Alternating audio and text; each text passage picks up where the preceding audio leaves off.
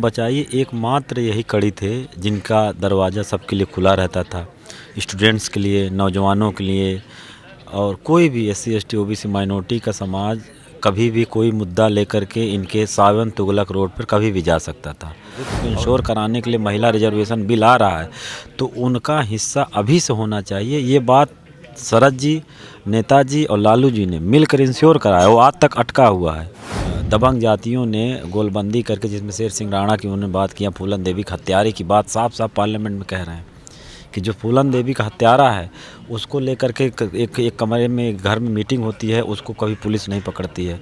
और उसके विरोध में दलित समाज, पिछड़ा समाज अगर आक्रोशित होता है, अपना असर्सन करता है तो उसको धर दबोच लिया जाता है, उसकी आवाज़ को कुंद कर दी जाती है। तो उनके हाथ में जाना चाहिए। कार्ल मार्क्स का यही दर्शन है कि ये पूंजी का डिस्ट्रीब्यूशन होना चाहिए, ऐसा थोड़ी पूंजीपतियों को कत्लेआम कर देना चाहिए। शरद यादव नहीं रहे, उनका परिनिर्वाण हो गया है। अब सवाल है कि संसद में उन मुद्दों पर कौन बात करेगा जिस पर शरद यादव बात करते थे, चाहे वो कर्मकांड के खिलाफ हो, चाहे आरक्षण का प्रावधान हो, सोशल जस्टिस की बात हो। और सोचिए, इकलौता शख्स जिसने कभी टीवी, अखबार, मीडिया की परवाह नहीं की, जिन्होंने महिला आरक्षण पर लगातार उनको महिला विरोधी घोषित करने की कोशिश की गई। उन्होंने कहा कि महिलाओं में आरक्षण, इन आरक्षण कौन देगा। मतलब हमेशा एससी एसटी ओबीसी माइनॉरिटी, गरीब, शोषित, वंचित की आवाज़ उठाने वाले शरद यादव, जिन्होंने कभी अपना नफ़ा नुकसान नहीं सोचा। मेरे साथ दिल्ली यूनिवर्सिटी के प्रोफेसर मुलायम सिंह यादव हैं। मुलायम, शरद जी के न रहने के क्या मायने हैं अब? देखिए, शरद जी के न रहने के जो सबसे फौरी तौर पर मायने ये हैं कि अब संसद में जो एक डिस्कोर्स, जो आवाज़ थी मजलूमों की, दबे हुए लोगों की और उनके न्याय की, हकदारी की, वो आवाज़ तो अब नहीं रहेगी ना इस पीढ़ी में। अब समझ लीजिए, लालू यादव अंतिम कड़ी हैं। लालू यादव अंतिम कड़ी हैं, वो भी अब पार्लियामेंट में नहीं है। नेताजी नहीं रहे, तो कॉन्स्पिरेसी के नेताजी अब रहे नहीं, लालू यादव को तो अब आने भी नहीं देंगे। अब बचाइए एकमात्र यही कड़ी थे जिनका दरवाज़ा सबके लिए खुला रहता था, स्टूडेंट्स के लिए, नौजवानों के लिए। और कोई भी एससी एसटी ओबीसी माइनॉरिटी का समाज कभी भी कोई मुद्दा लेकर के इनके सावन तुगलक रोड पर कभी भी जा सकता था। और ये रामविलास जी भी नहीं रहे हैं उस कड़ी में। रामविलास जी भी नहीं हैं। तो समाजवादियों की पीढ़ी जो एक एक करके एक एक पिलर गिर रहा है, वो पिलर इसलिए था कि इन्होंने न केवल जो है संसद में, बल्कि अपने अपने इलाके, अपने अपने स्टेट में जो है, जो इतने साल तक जिन ताकतों के खिलाफ इनके पुरखे लड़ते आ रहे हैं, उसको दमखम से लोग लड़े और उस आवाज़ को 40 नहीं 45 साल तक संसद में उठाते रहे। तो अब सवाल ये बनता है कि इस पूरे मतलब कोई बिल ऐसा आता था तो ये सबके जहन में होता था कि शरद यादव संसद में हैं, वो गैर बराबरी के खिलाफ बोलेगा। बिल आ रहा है तो बिल किसके लिए आ रहा है? अगर बिल इस देश के एससी एसटी ओबीसी माइनॉरिटी के हित में नहीं है तो बिल किस काम का है? क्योंकि देश तो यही बना रहे हैं ना, देश तो यही चला रहे हैं। मतलब तो ये था, अगर कोई इस तरह के बिल आते थे बहुजनों के खिलाफ तो लोगों को ये रहता था जहन में कि शरद यादव संसद में है, वो बोलेगा इसके खिलाफ। मतलब जो उसको कहते हैं वॉइसलेस पीपल्स, जो बोल नहीं सकते, वॉइस ऑफ वॉइसलेस। हाँ, या जिसको बाबा साहब ने मूक नायक बोला, मूक नायकों की आवाज़ थे। अगर महिलाएं, दलित पिछड़ी महिलाएं अपना प्रतिनिधित्व नहीं कर पा रही हैं तो उनके प्रतिनिधित्व को इंश्योर कराने के लिए महिला रिजर्वेशन बिल आ रहा है तो उनका हिस्सा अभी से होना चाहिए। ये बात शरद जी, नेताजी और लालू जी ने मिलकर इंश्योर कराया, वो आज तक अटका हुआ है। तो अब क्या नई जो आपको सांसद, एमएलए, एमपी तो अब तो कह रहे हैं कि जातियों के नेता का और प्रावधान हुआ है, हर पार्टी में एससी एसटी ओबीसी की पूछ बढ़ी है, तो क्या अब उम्मीदें नहीं है जो नए लीडरशिप, नया पॉलिटिकल लीडरशिप?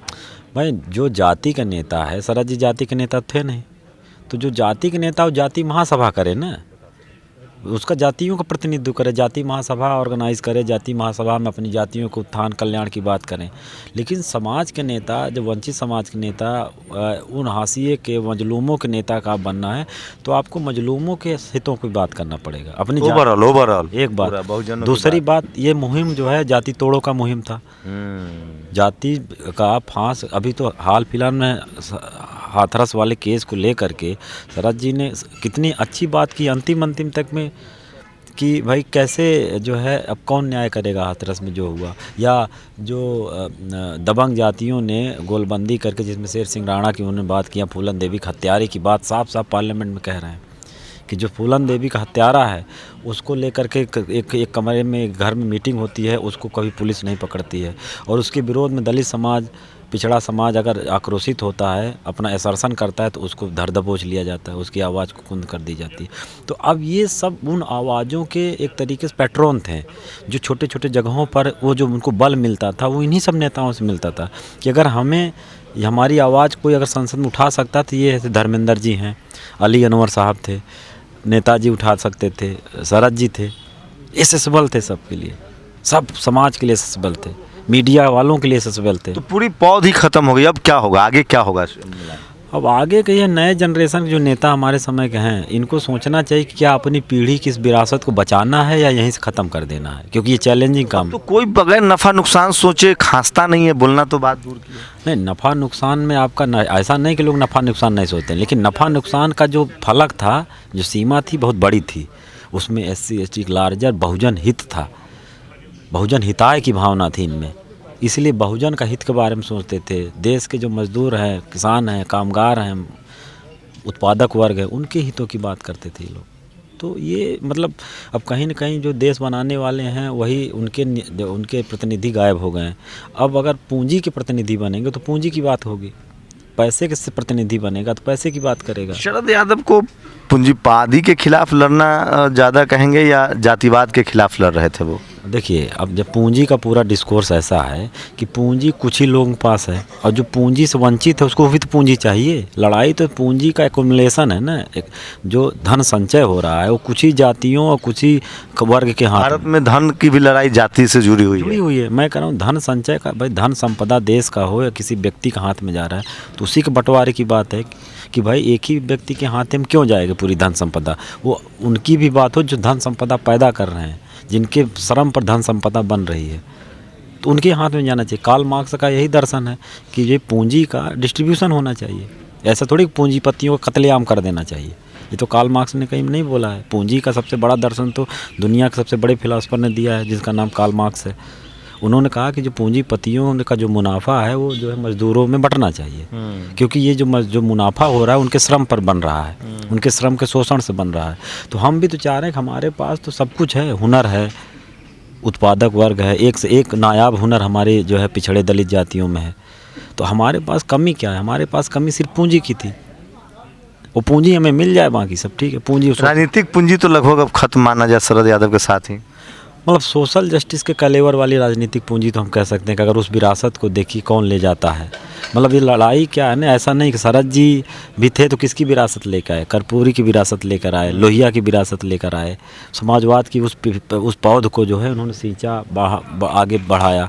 तो अब क्या है कि अब समाजवाद के नाम पर जो पौधा है या जो पेड़ है वो कट के गिर जाएगा ऐसे, या फिर उसकी नई पौध भी खड़ी होगी।